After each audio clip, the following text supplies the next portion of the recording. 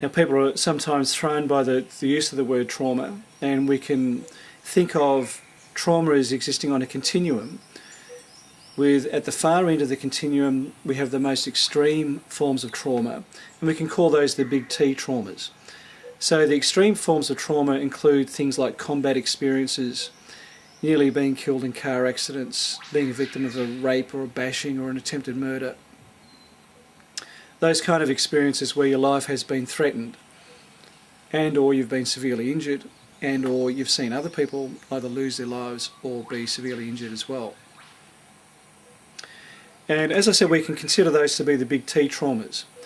Coming down to the smaller end of the trauma continuum, we have what we might call the small T traumas, sometimes called life events.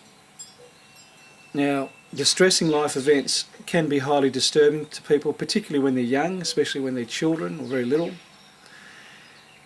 And they can include situations that might seem to be reasonably innocuous, such as exclusion, ridicule, feeling highly embarrassed, humiliated, etc. by your family or by your peers.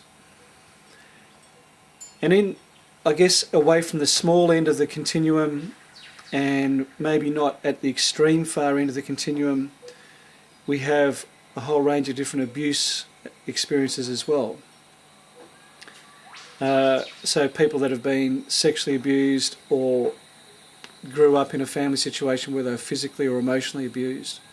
Of course, these can be really serious as well, and depending on the severity and the frequency of these kind of abuse experiences, they can certainly qualify as big T traumas too.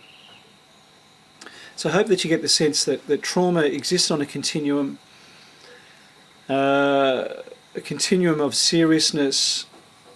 However, what research also clearly shows is that while we know that the big T traumas can cause very significant problems for people, research also shows that an accumulation of the effects of small T traumas can actually build up to have a fairly similar kind of impact on people as one or two of the big T traumas.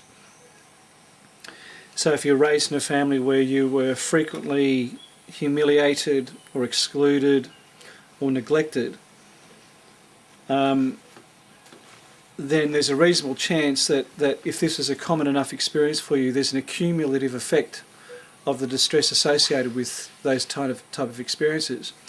And the impact of those can be just as large as one or two of the big T trauma experiences.